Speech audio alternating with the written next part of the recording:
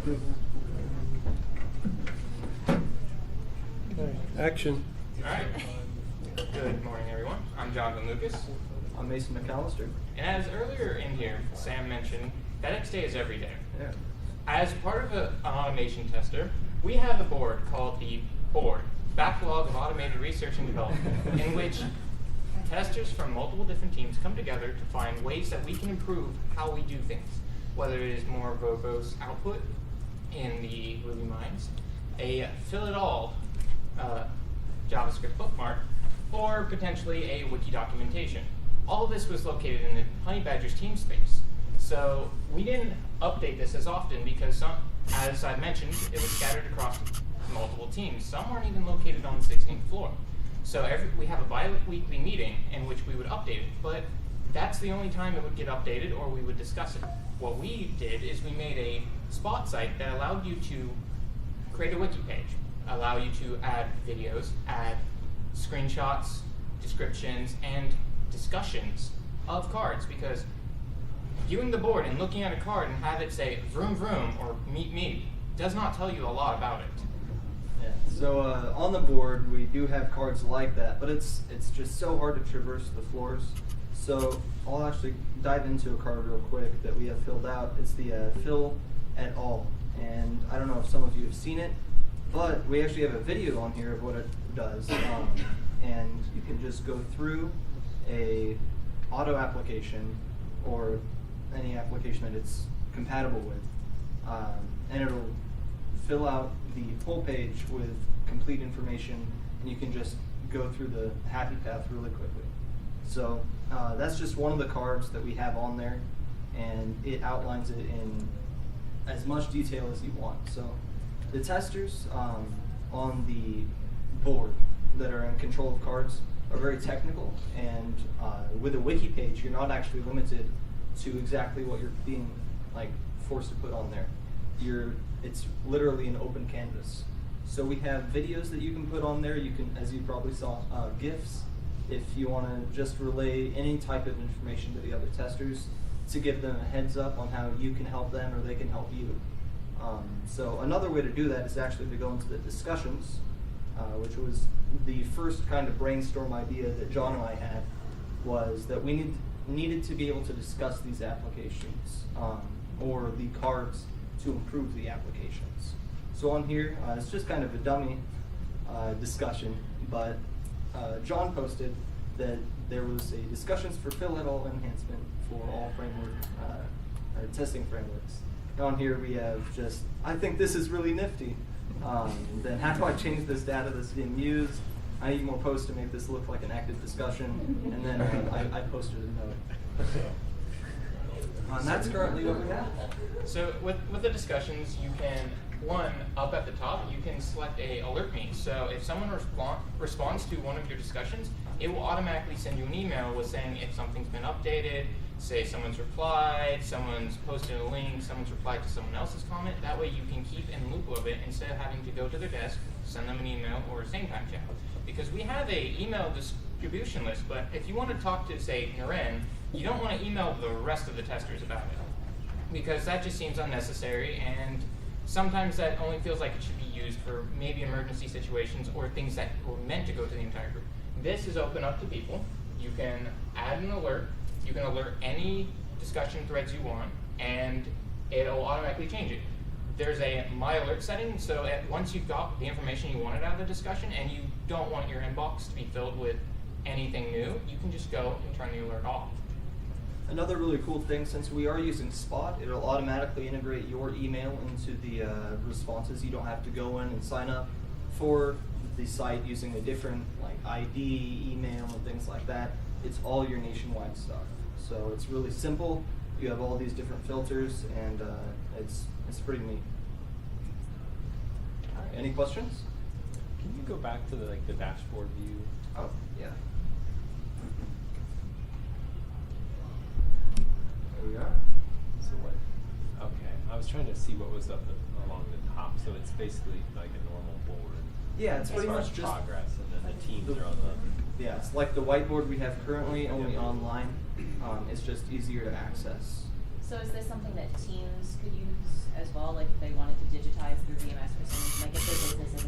site or something like that? Technically, you can, yes. I mean, that would be more up to the people in charge Right, of that. right. But I mean, like, if going forward, if people wanted to take this and kind of apply it to their own space. Yeah, so- I don't see a reason why you couldn't. Actually, in RTC, you could do it Yeah. it's virtual. You can make it virtual. But does it look like a Yeah, BMS you board can like create like a this? Kanban. Because I've seen like dashboard reports, but I haven't seen. You can like create a Kanban board. Okay. So the project, under the project plan.